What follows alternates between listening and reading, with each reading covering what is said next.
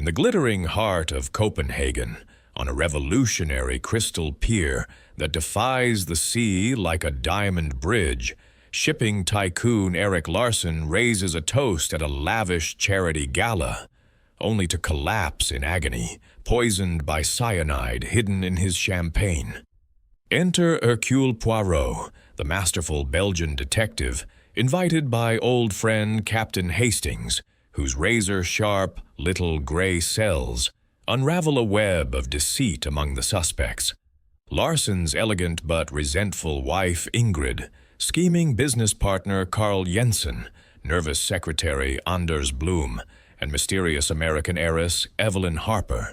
As Poirot probes embezzlement, blackmail, wartime grudges, and illicit affairs, clues like a dissolving Viking rune stirrer and peer reflections expose the truth.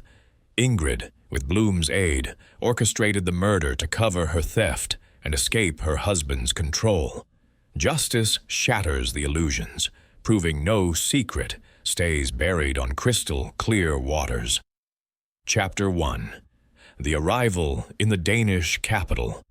The train from Hamburg pulled into Copenhagen Central Station with a sigh of steam, its wheels grinding to a halt against the iron tracks. Hercule Poirot, impeccably attired in a tailored overcoat and Homburg hat, descended onto the platform, his patent leather shoes clicking precisely against the stone. The air carried a crisp salinity from the nearby sea, mingled with the faint aroma of fresh-baked rugbrød from a vendor's cart. Poirot adjusted his gloves, his small, cat-like eyes scanning the throng of travelers with habitual acuity. "Ah, Copenhagen," he murmured to himself in his precise Belgian accent. "The jewel of the north, where order meets the whims of the wind." He had not ventured to Denmark on a whim. A letter from his old friend, Captain Arthur Hastings, had arrived at his London flat 2 weeks prior, imploring him to visit. Hastings, now settled in matrimonial bliss with a Danish lady named Freya, had painted a picture of serene domesticity, interspersed with the occasional intrigue of expatriate life. "Come, Poirot," the letter urged. "The change of scene will invigorate those famous little gray cells of yours. Besides, Freya insists on introducing you to her smørrebrød, far superior to your English toast." Poirot, ever the creature of habit, had resisted at first. His life in London was one of meticulous routine. The morning tisane, the afternoon promenade, the evening reflection in his Art Deco armchair. Yet a subtle ennui had crept in, a longing for the intellectual spark that only human folly could provide. Thus, he had packed his valise, including an extra tin of mustache wax to combat the northern humidity, and embarked on the journey. A porter, recognizing the distinguished foreigner, hurried forward to claim his luggage. Poirot tipped him generously and hailed a taxi, directing the driver to the Hôtel d'Angleterre, a grand establishment overlooking the colorful Nyhavn Canal. As the vehicle wound through the streets, Poirot observed the city's elegant blend of antiquity and innovation. Cobblestone alleys gave way to broad avenues lined with bicycles, their riders pedaling with effortless grace. Towering churches with copper-green spires pierced the skyline, while modern glass facades reflected the scudding clouds above. His gaze was arrested by a large poster affixed to a lamppost, fluttering slightly in the breeze. It depicted the Crystal Pier, a daring architectural feat recently unveiled to much acclaim. Constructed entirely of reinforced glass panels and slender steel supports, it extended like a translucent finger into the harbor waters, promising visitors the sensation of strolling upon the sea itself. At night, the poster boasted, embedded lights transformed it into a shimmering pathway of stars. Magnifique, Poirot conceded inwardly. The Danes, they have a flair for the dramatic, much like the Belgians with their chocolates. Upon arriving at the hotel, Poirot was shown to a suite with views of the canal's bobbing boats and painted house fronts. He unpacked methodically, arranging his toiletries in perfect alignment on the marble vanity. A telegram awaited him on the bedside table. "Welcome, old chap. Dinner at 7. Restaurant Nyhavn 17. Hastings." The evening found Poirot seated opposite Hastings in a cozy eatery, its walls adorned with nautical memorabilia. Hastings, his face ruddy from the Danish climate, beamed with delight. "Poirot, you haven't changed a bit. Still the picture of continental elegance." He gestured to the menu. "Try the herring. Freya swears by it." Over courses of pickled fish and hearty rye bread, Hastings chattered animatedly about his new life. "Freya's family owns a small shipping concern. Nothing grand, but it keeps me out of trouble. Speaking of which, there's a splendid event tomorrow on that new Crystal Pier. A charity gala for the Seafarers Fund, hosted by Erik Larsen himself. He's the king of Baltic shipping, you know. Vast fortune, grand house in Österbro." Poirot sipped his aquavit, his expression one of polite interest. "And this Larsen, he is a man of importance?" "Oh, absolutely. His wife, Ingrid, is a beauty from old Danish stock. Elegant, but I've heard whispers of unhappiness in the marriage. Then there's his business partner, Carl Jensen, over from Stockholm for the occasion. Sharp as a tack, that one, always eyeing the next deal. Larsen's secretary, Anders Blom, will be there too. Efficient chap, handles all the details.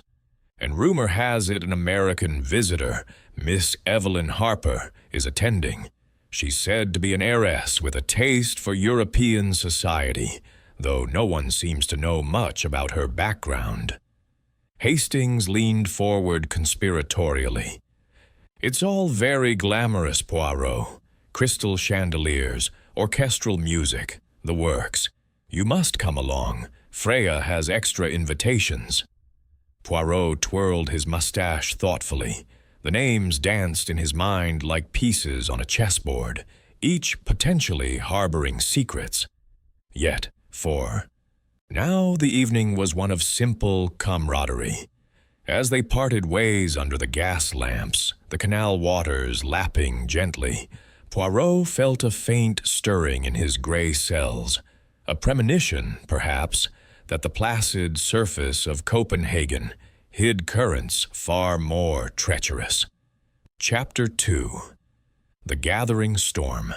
The afternoon sun hung low over Copenhagen, casting a golden sheen across the harbor waters, though a bank of dark clouds loomed on the horizon, promising an abrupt change in the weather.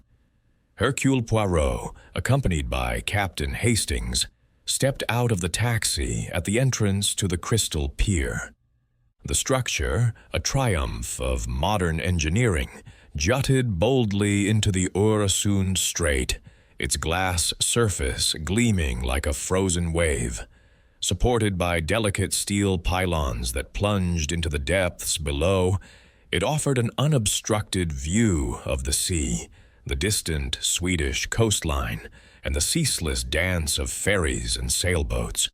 Guests, dressed in their finest attire, women in flowing gowns and men in tailored suits, strolled along its length, their footsteps echoing faintly on the transparent panels. Poirot paused at the threshold, his hand resting lightly on his silver-topped cane.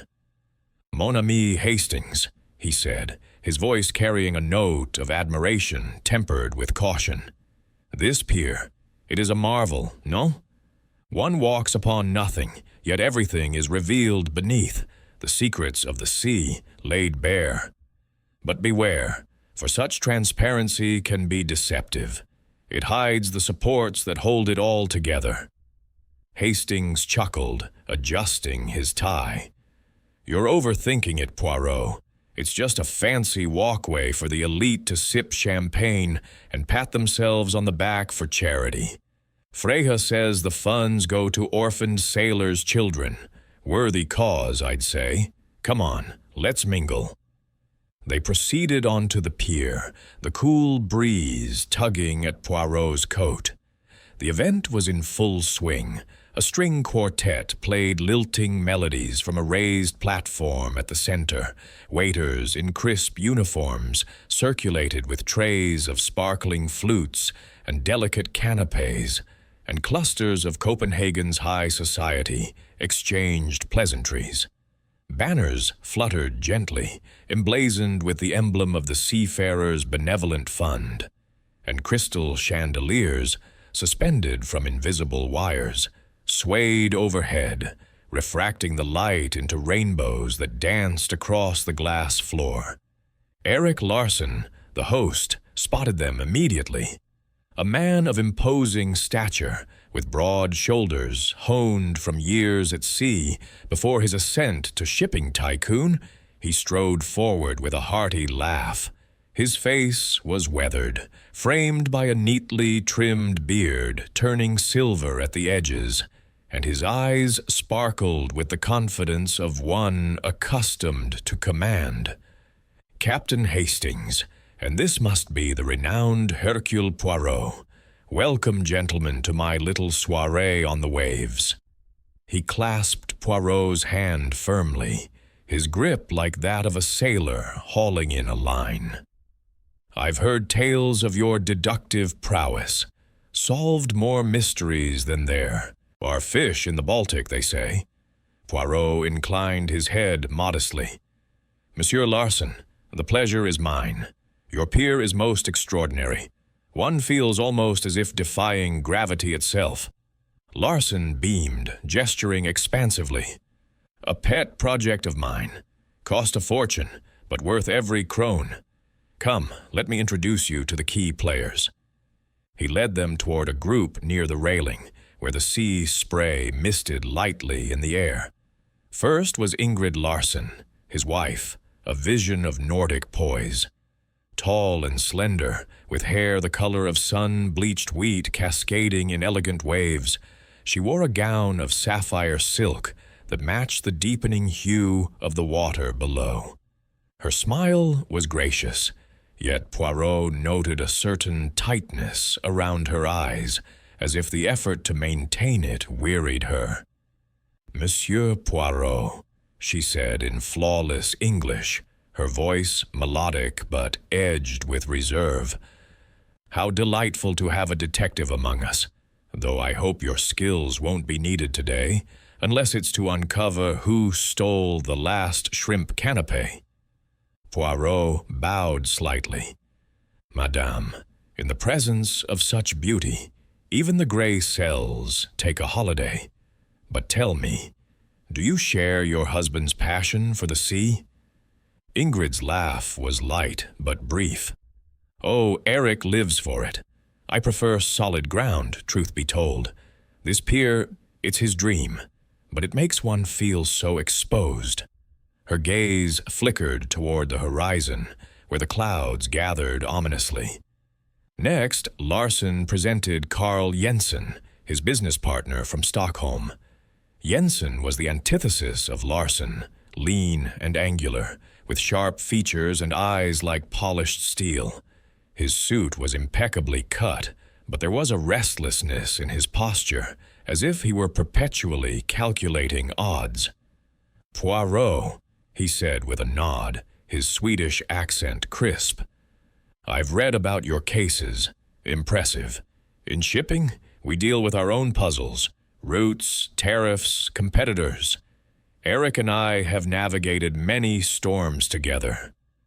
Indeed, Larsen interjected jovially, clapping Jensen on the back. Carl's the brains. I'm the brawn. We're finalizing a big merger, Baltic lines uniting. It'll revolutionize trade. Poirot observed the exchange keenly. Jensen's smile did not reach his eyes, and there was a subtle tension in Larsen's grip, as if the camaraderie masked deeper currents. A merger, Poirot mused. Such ventures can be fraught with complications, non? Jensen shrugged. Nothing we can't handle. Business is war, after all. Moving on, Larsen introduced Anders Blom, his secretary. Blom was a young man in his late 20s, with wire-rimmed spectacles and a mop of unruly brown hair that he pushed back nervously. His suit, though neat, seemed ill-fitting, as if borrowed for the occasion. Pleased to meet you, Monsieur Poirot," he stammered, his hands clasped tightly. "I'm the one who keeps the schedules straight, or tries to." Poirot smiled encouragingly. "A vital role, Monsieur Blum. The details, they are the foundation of all great enterprises." Blum nodded eagerly. "Yes, sir. Though today, with the event, so many arrangements." His eyes darted toward Ingrid, who was now conversing with another guest, and Poirot noted a flush creeping up his neck. Finally, there was Miss Evelyn Harper, the enigmatic American. Vibrant and unapologetically bold, she approached with a sway in her step, her red lipstick a stark contrast to the muted tones around her. Her dress was a daring emerald green, cut to accentuate her figure, and her dark curls bounced as she extended a gloved hand. "Hercule Poirot, I've devoured your stories in the papers back home. You're like Sherlock Holmes, but with better manners." Poirot chuckled softly. "Mademoiselle Harper, you flatter me. And what brings an American heiress to our Danish shores?" She leaned in conspiratorially, her perfume a heady mix of jasmine and spice. "Adventure, darling. Europe's full of it. Eric here invited me, said I'd love the pier. And he's right. It's divine. Though," she added with a wink, "I wouldn't mind a little excitement to spice things up." As the group dispersed to mingle further, Poirot and Hastings wandered toward the end of the pier, where the glass extended farthest over the water. The view was mesmerizing, the strait churning gently, gulls wheeling overhead. Yet Poirot's mind was not on the scenery. He had observed the undercurrents, Larsen's booming confidence belying a watchful glance toward Jensen, Ingrid's strained poise, her fingers twisting a handkerchief when she thought no one watched, Jensen's calculated charm, his eyes appraising everyone like assets on a ledger, Blum's fidgety demeanor, his gaze lingering too long on Ingrid, and Miss Harper's effervescent laughter, which rang a touch too loudly, as if masking unease. "Seems a jolly crowd," Hastings remarked, accepting a glass of champagne from a passing waiter. "Though I caught a whiff of tension between Larsen and Jensen, business rivals under the surface." Poirot nodded thoughtfully. "Precisely, mon ami. The human heart is like this pier, transparent, yet supported by hidden structures.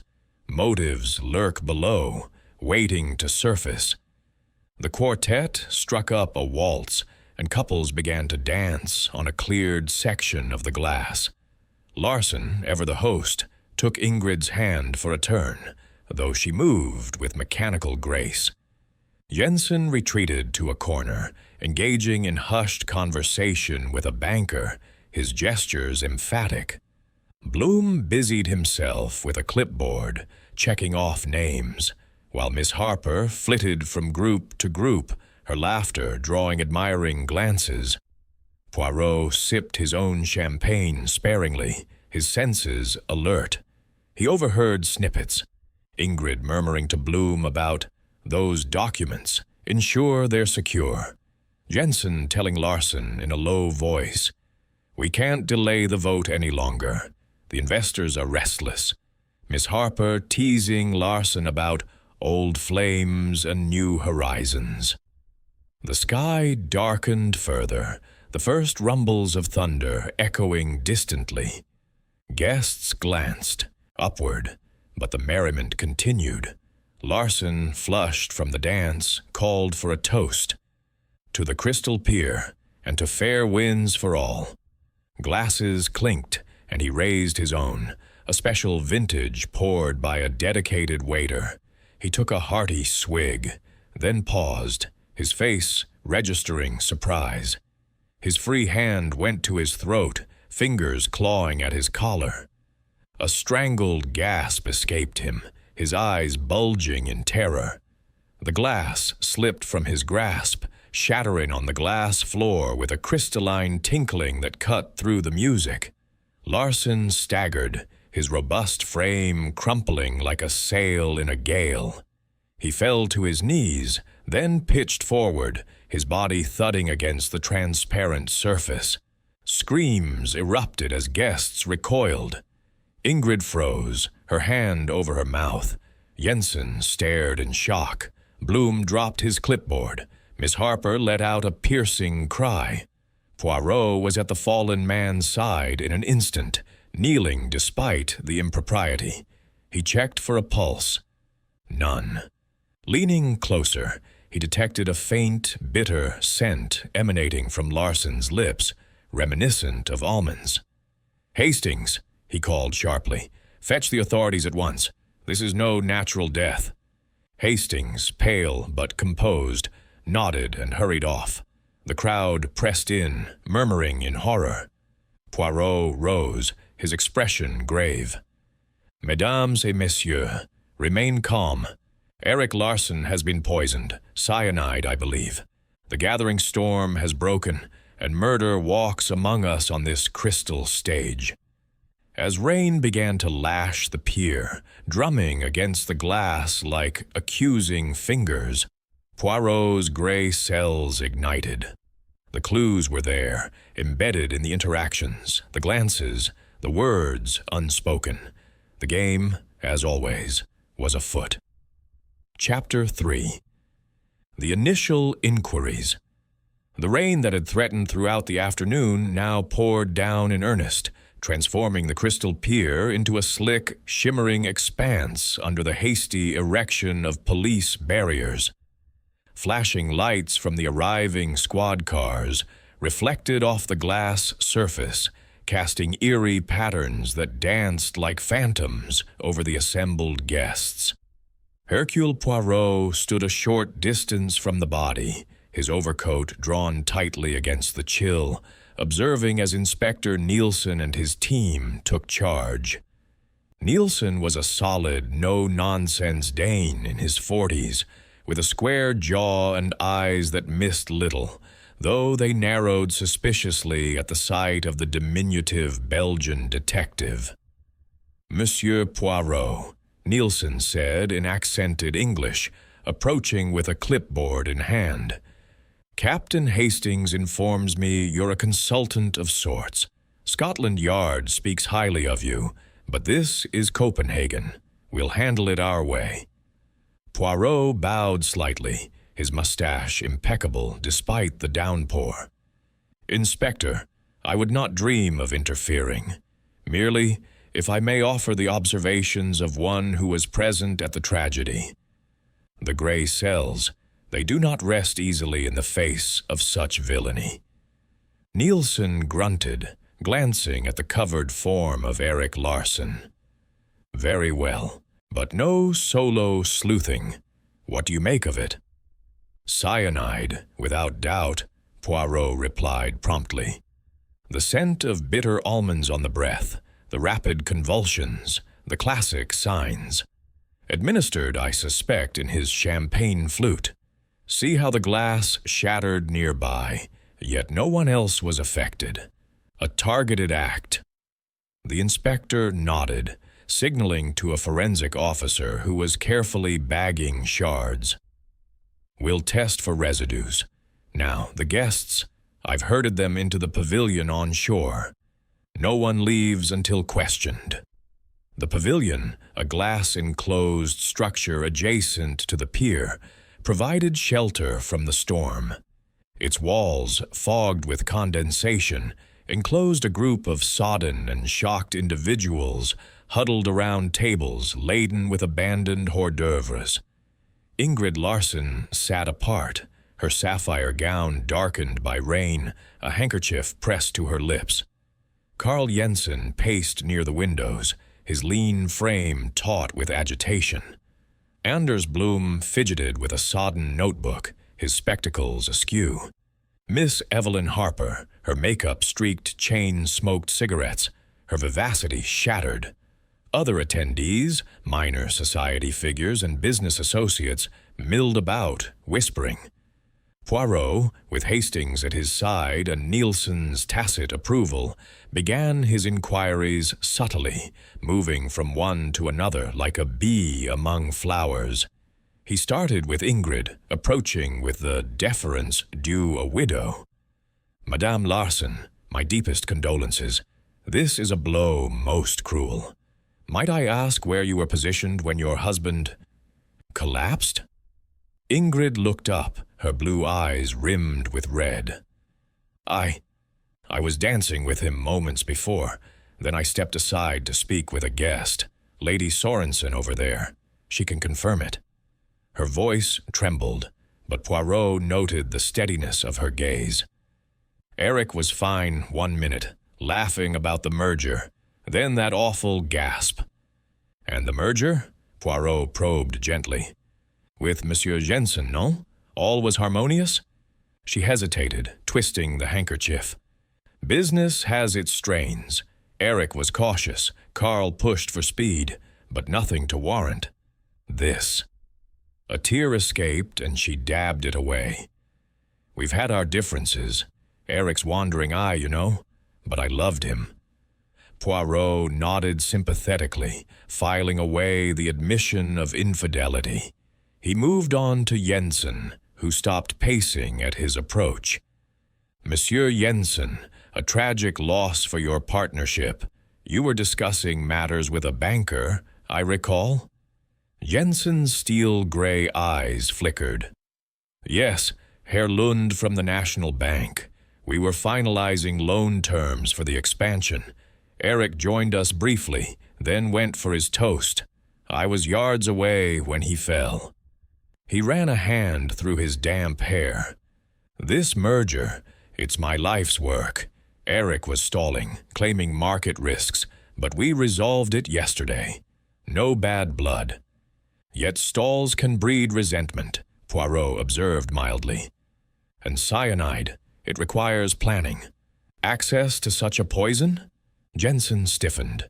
"I'm no chemist. Ask the staff, or perhaps his enemies in the trade. Shipping's cutthroat." Next, Poirot turned to Anders Blum, who was attempting to dry his notebook with a napkin. "Monsieur Blum, as secretary, you oversaw the event's details, the wines, the glasses." Blum adjusted his spectacles nervously. Yes, sir. I coordinated with the caterers. The champagne was a special reserve, poured on site.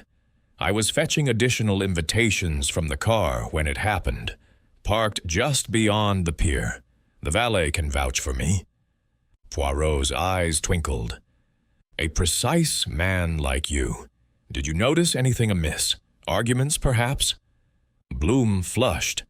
"Well, Madame Larsen and I discussed some files earlier. She seemed upset about misplaced papers. And Mr. Larsen argued with Jensen about the merger terms. Nothing unusual." Miss Harper was last among the primaries. She extinguished her cigarette as Poirot approached, her hands shaking. "Oh, Monsieur Poirot, it's dreadful. Eric was so alive, so charming. I was chatting with a group near the quartet. Witnesses aplenty." "And your connection to Monsieur Larsen?" Poirot inquired softly. She bit her lip. "We met in New York last year. Business introductions turned friendly, but it was innocent flirtation.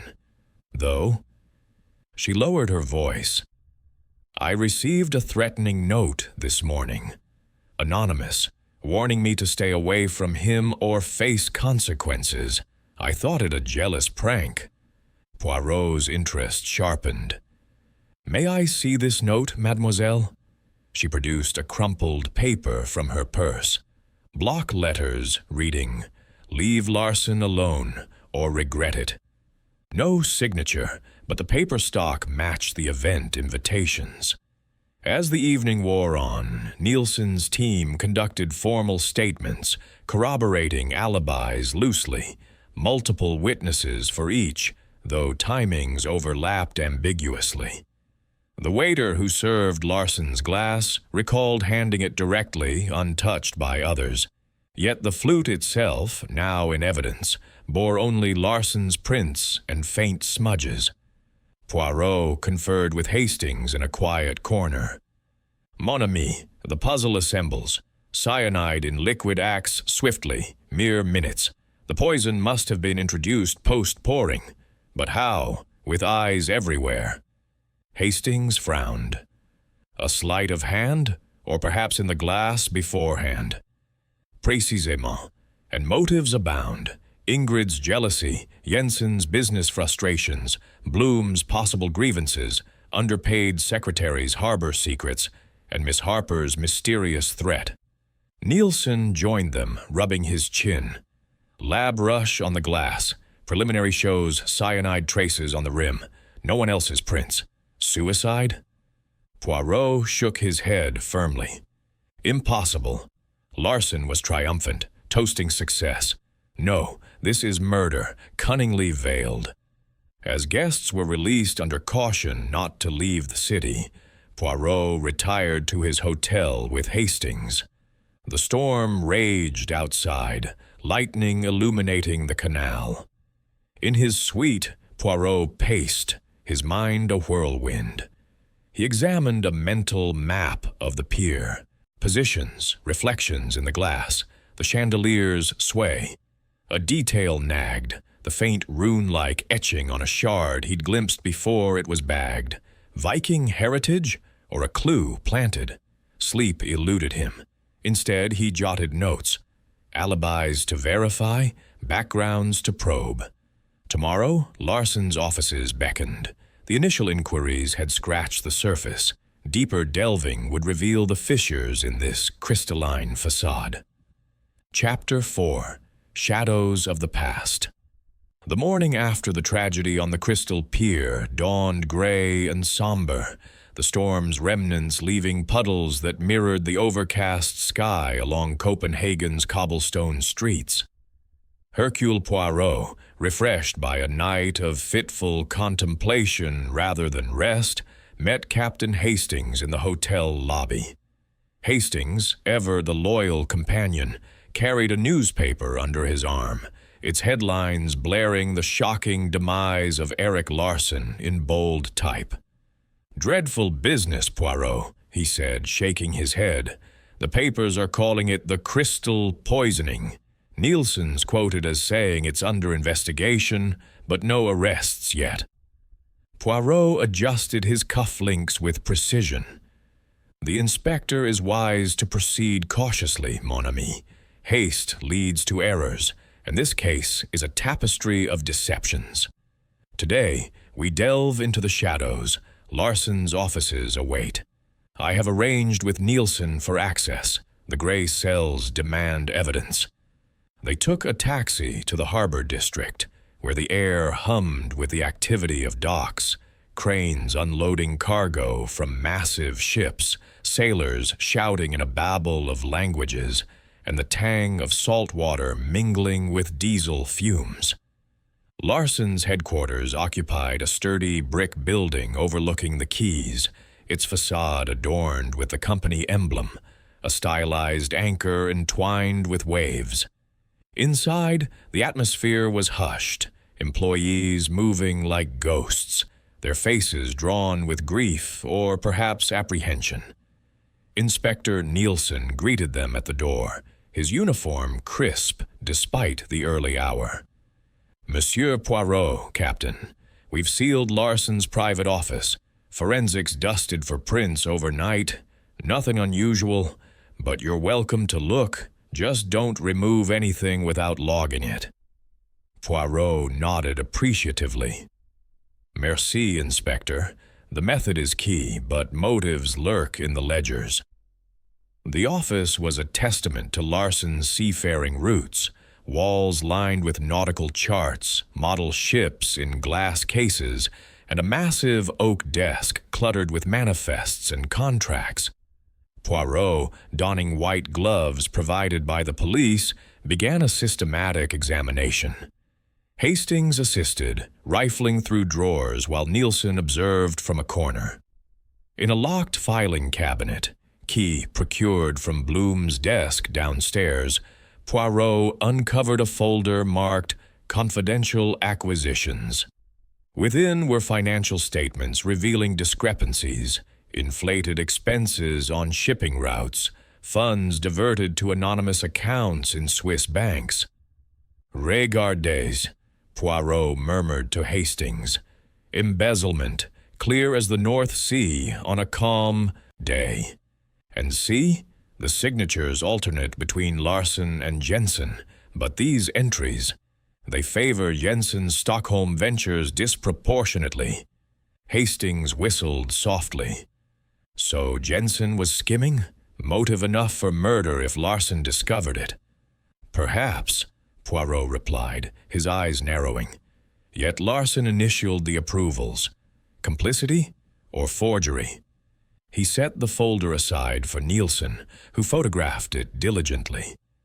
Deeper in the drawer, a bundle of letters caught Poirot's attention. Written in Bloom's neat hand, confirmed by a sample from the secretary's blotter, they demanded salary increases, citing extraordinary services rendered beyond duty. One missive hinted at darker knowledge. You know the risks I've taken concealing those transactions. Fair compensation, or others may learn.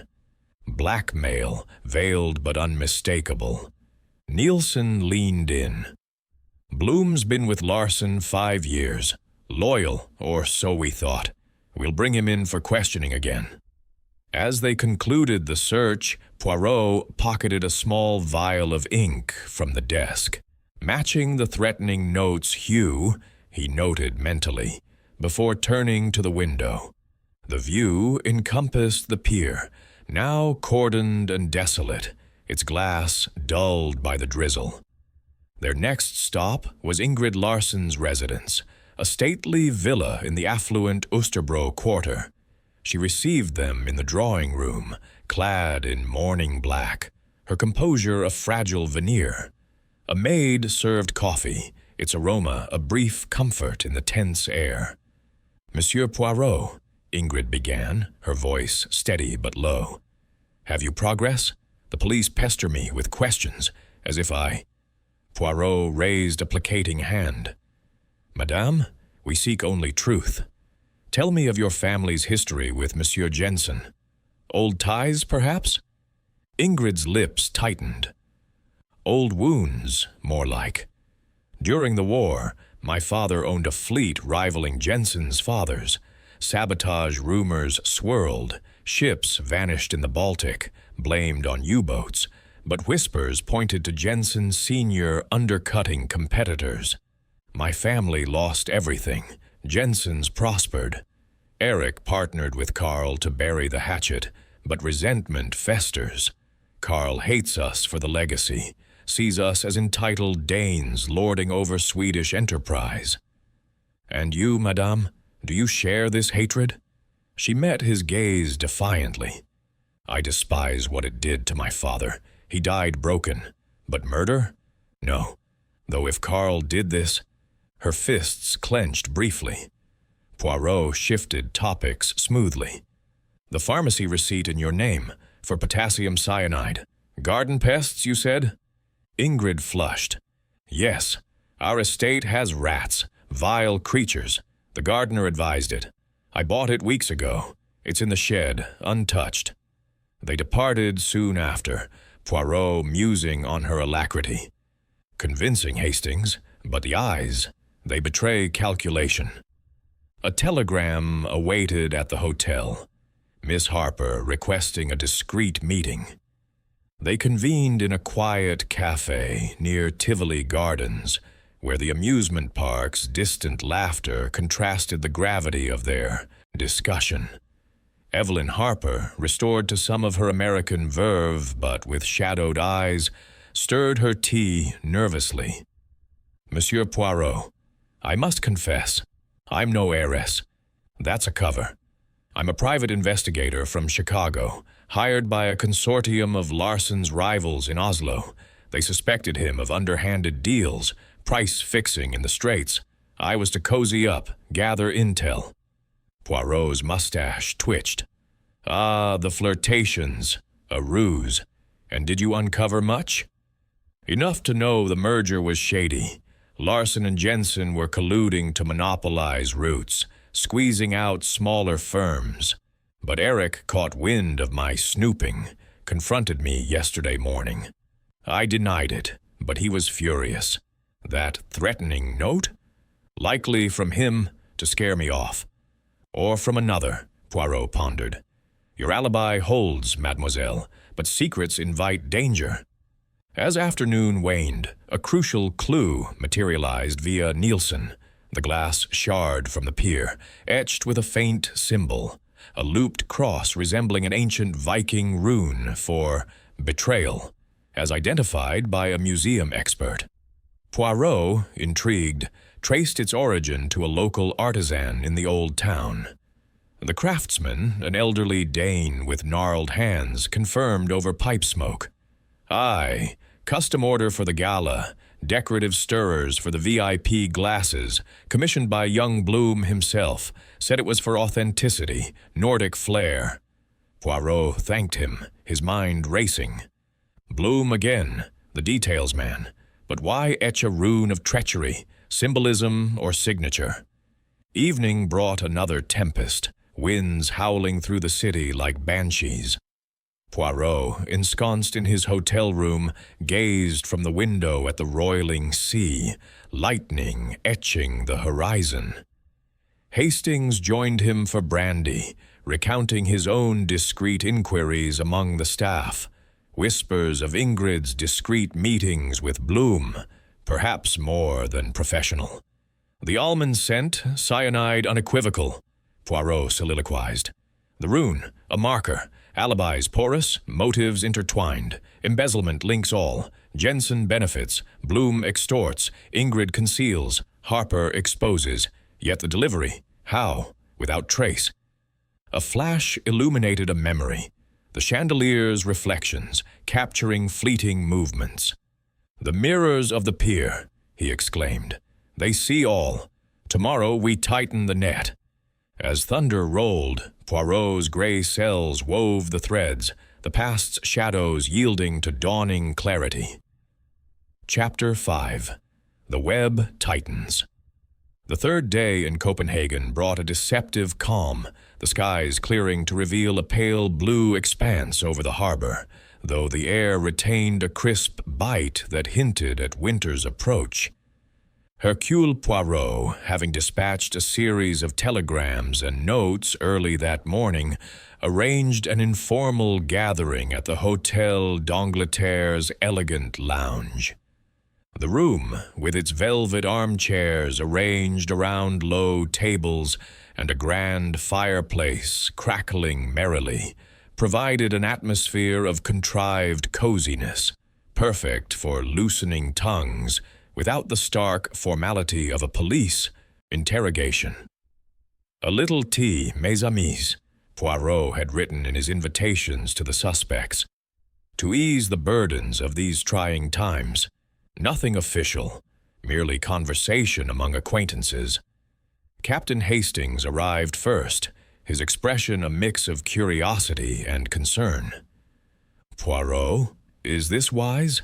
Nielsen might not approve of you hurting them like this."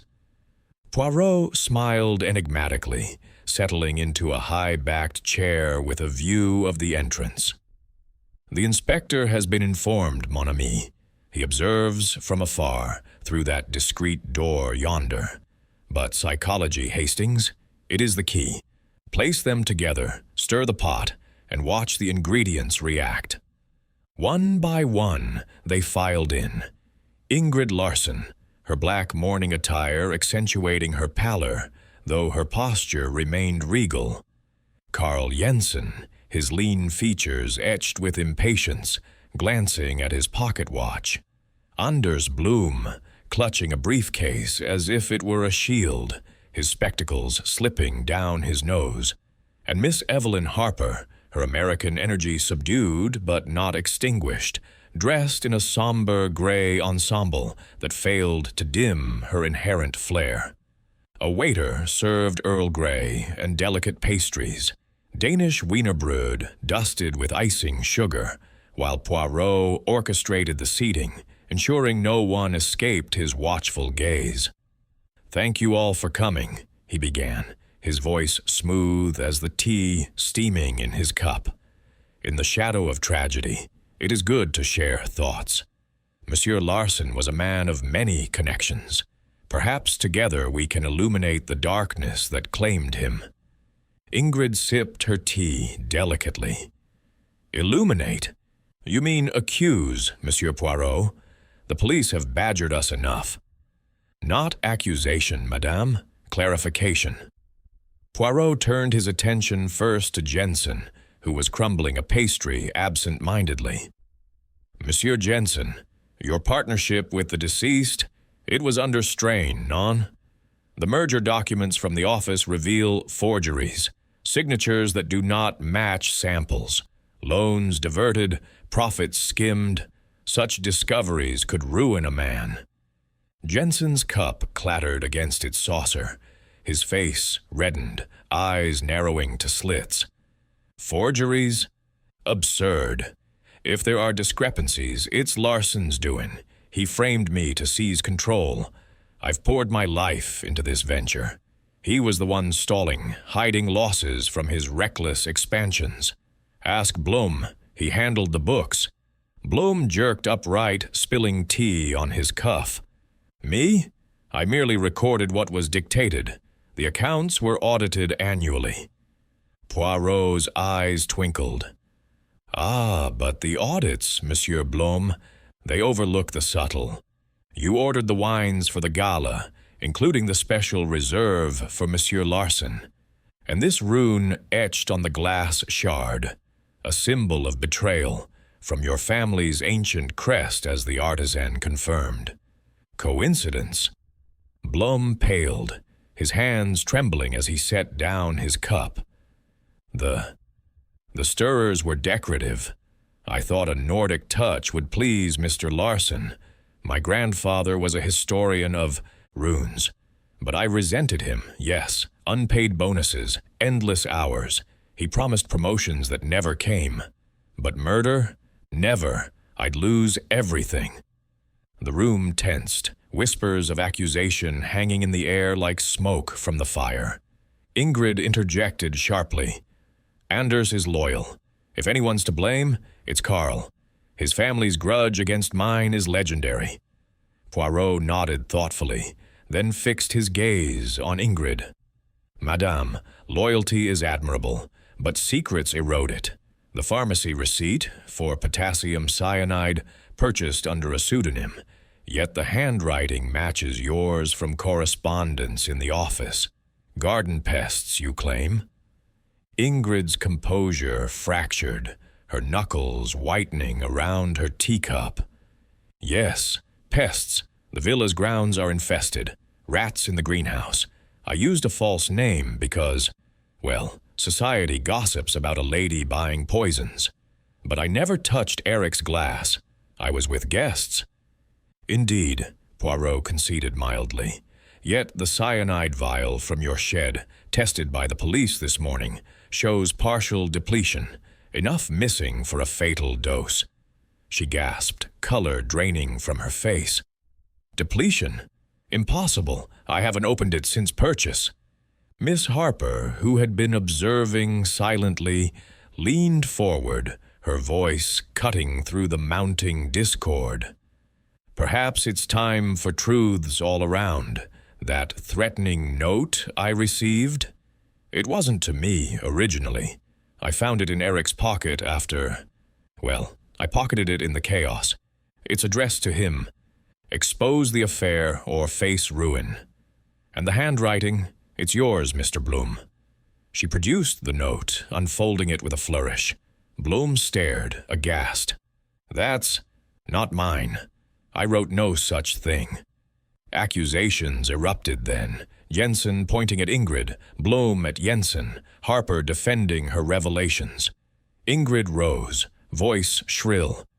"You meddlesome American, stirring pots you don't understand." Poirot raised his hands, his tone commanding silence. "Enough. The truth, it hides in plain sight, like the pier's transparency, revealing yet concealing. Reflections show what eyes miss. We adjourn for now. Ponder your words." As the group dispersed uneasily, muttering and casting suspicious glances, Poirot retained Hastings in the lounge. The fire had died to embers, casting long shadows. "Poirot, that was masterful," Hastings said, admiration evident. "You've rattled them all, but who's the guilty party?" Poirot withdrew a photograph from his pocket, a crime scene image procured from Nielsen, depicting the pier moments before the collapse. "Observe, mon ami. This snapshot, taken by a guest's camera. The chandeliers reflect in the glass floor. See here, in the background, a figure near the waiter's tray, hand extended toward Larsen's flute. The face is blurred, but the sleeve, sapphire silk, matching Madame Larsen's gown." Hastings peered closely. "By Jove, Ingrid, but her alibi. Solid, yet the timing allows a fleeting moment, and regarde, the rune stirrer, dissolved in the by champagne. Cyanide-coated, perhaps, releasing slowly. Blum commissioned it. Ingrid supplied the poison. Jensen knew of financial woes, but stayed silent for leverage. Harper observed, her investigation a catalyst. But the web? Who spun it?" Poirot leaned back, steepling his fingers. "A confluence, Hastings. Ingrid and Bloom. Lovers, I suspect, from staff whispers. She embezzled with him to fund a new life. Larsen discovered, threatened exposure. The note was Blum's to Larsen, warning of the affair's reveal. Harper's prying accelerated the plot." Hastings nodded slowly. "So Ingrid placed the stirrer during their toast?" "Précisément. The reflection captures her slight, a quick dip into the glass under pretense of affection. Jensen, sensing foul play, held back to claim the empire. But proof, we need confession." As twilight fell, Poirot dispatched a note to Nielsen. "Assemble all on the pier tomorrow at dusk. The net tightens, the catch awaits." The city lights flickered on outside, mirroring the sparking connections in Poirot's mind. The web, intricate and sticky, was unraveling thread by thread. Chapter 6. The Revelation on the Pier. 2 days had passed since the fateful gathering on the Crystal Pier, and the city of Copenhagen seemed to hold its breath under a veil of anticipation. The news of Erik Larsen's poisoning had spread like ripples across the harbor, fueling speculation in cafes and drawing curious onlookers to the cordoned site. Hercule Poirot, ever the master of timing, had requested, through Inspector Nielsen, that the key figures reconvene on the pier at dusk. "It is fitting," he had explained to the inspector, "to unmask the guilty where the crime was committed. The setting, it sharpens the mind and loosens the conscience." As the sun dipped toward the Øresund Strait, painting the sky in hues of amber and indigo, the group assembled once more on the glass walkway. The police had lifted the barriers for this purpose, and uniformed officers stood discreetly at the entrances, ensuring no escapes. The pier, cleansed of its tragic remnants, gleamed under the emerging stars, its embedded lights flickering to life like watchful eyes.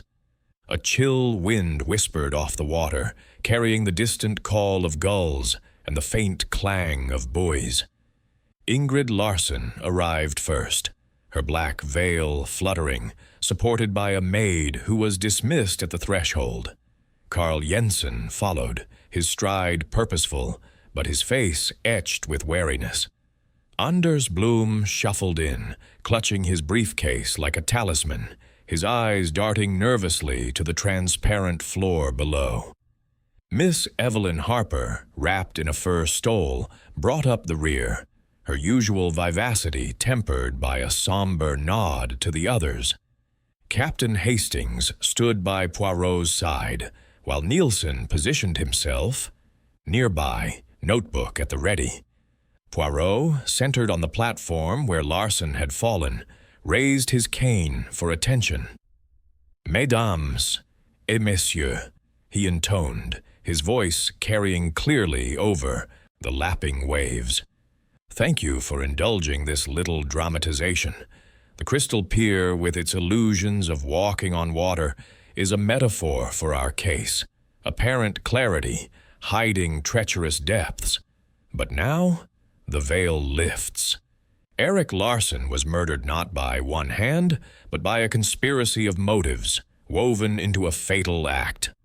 The group shifted uneasily, glances exchanged like sparks. Ingrid spoke first, her tone defiant.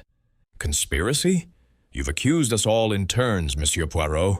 End this charade. What proof have you?"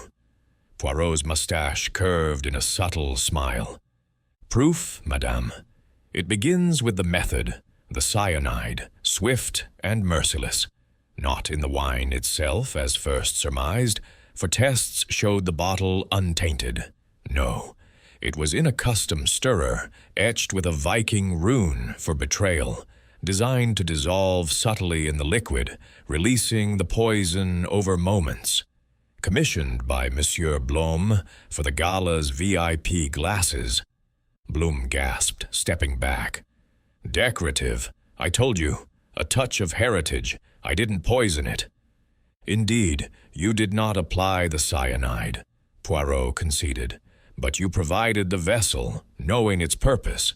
The artisan confirmed your order, and the rune, your family's emblem, symbolizing the treachery you felt toward your employer for withheld rewards." Jensen interjected, his voice sharp.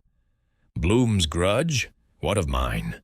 You dredged up forgeries, but Larsen was the culprit, framing me to dissolve our partnership." Poirot turned to him smoothly. "Ah, Monsieur Jensen, your role is that of the opportunist. The embezzlement, yes, you benefited from diverted funds, but Larsen discovered it. You argued that day, stalling the merger to cover your tracks. You suspected foul play during the toast but said nothing, positioning yourself to inherit the empire. Silence, in law, can be complicity." Jensen blustered, face flushing. "Suspected? Preposterous. I was with the banker." "Your alibi holds," Poirot interrupted mildly. "But motives do not vanish with distance. Now, Mademoiselle Harper, your investigation unearthed the collusion in the merger, pressuring Larsen. You received, or rather intercepted, a note meant for him, warning of exposure. Your prying accelerated the timeline, but you are no killer, merely a catalyst." Harper's eyes widened. "I only sought truth for my clients. If that note was key—" "It was," Poirot affirmed. "Handwriting analysis confirms Monsieur Blom as its author, though he denies it. But the true architect—" He pivoted to Ingrid. "It is you, Madame Larsen, who orchestrated the symphony of death." Ingrid recoiled as if struck, her veil slipping slightly. "Me? Absurd. I loved Erik, despite his flaws. The cyanide was for pests." "Pests indeed," Poirot echoed, his tone laced with irony. "Human pests, perhaps. Your pharmacy purchase under alias provided the poison. You coated the stirrer in secret, Then, during your reconciliation toast, witnessed by all as affectionate, you slipped it into his glass. A photograph's reflection captures the act. Your sapphire sleeve, a fleeting hand over the flute. Motive? Not mere infidelity, though Larson strayed, with Mademoiselle Harper among others. No, it was discovery. Your embezzlement with Bloom, your lover, siphoning funds for a new life together. Larson confronted you privately. You acted to silence him forever. The pier fell silent, save for the waves' murmur. Bloom dropped his briefcase, staring at Ingrid. Ingrid? No. She crumpled then, sinking to her knees on the cold glass, sobs racking her frame. It was supposed to be freedom. Eric's affairs, his control.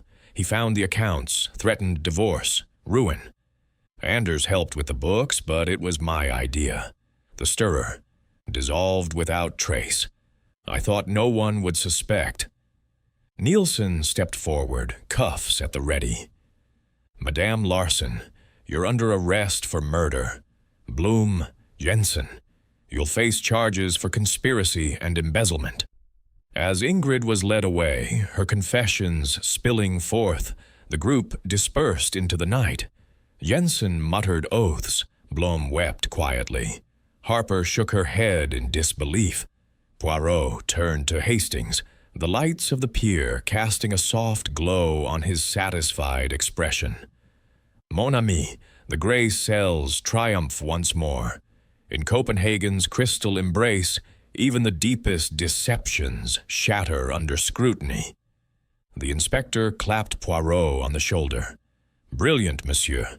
Denmark owes you a debt. Poirot waved it off modestly. No, Inspector. Justice is its own reward. Now, perhaps a quiet dinner, smørrebrød, to celebrate order restored. As they walked off the pier, the structure stood serene, its transparency a reminder that truth, like the sea below, always surfaces in time.